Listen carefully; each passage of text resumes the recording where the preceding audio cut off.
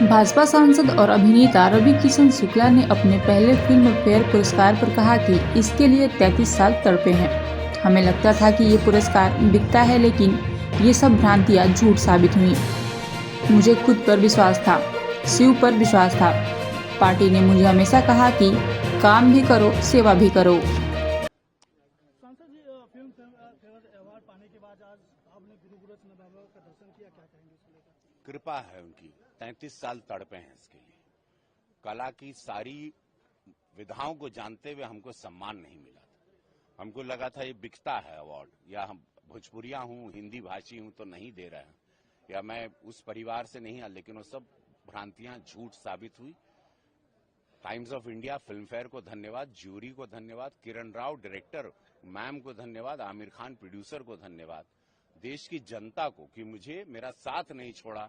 ये इसका मैं इंतजार कर रहा था और मैं जिद पकड़ा था कि मैं इस फंक्शन में कभी नहीं जाऊंगा जब तक मेरा नाम नामित नहीं होगा। और फिर मेरा नाम नॉमिनेट हुआ और हम जीत के आए। 33 साल मैं बोला, सब बोलते थे चलो वो चल जाई, हम बोले नहीं, हम ऐसे नहीं जाएंगे, तो ये जिद को सब लोग याद रखें। आप अपने आप पर विश्वास मुझे स्वयं पर था।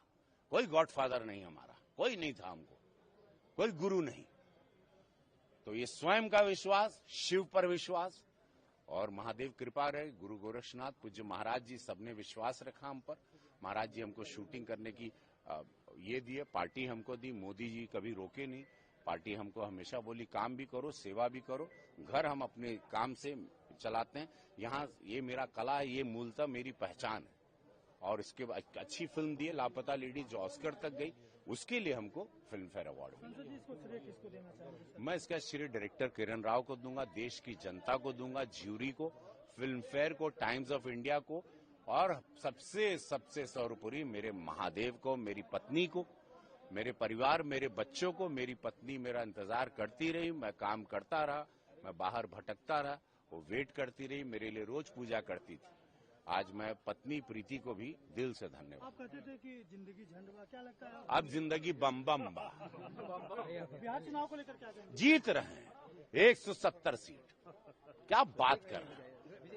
पूरा कौन, क्या काम, कौन विकल्प है बताओ, कौन विकल्प है? भाजपा का विकल्प बताओ, कोई पार्टी बताओ, कोई नेता जिसके पास कोई विचार है इस देश को चलाने का। भाजपा का विकल्प बताइए।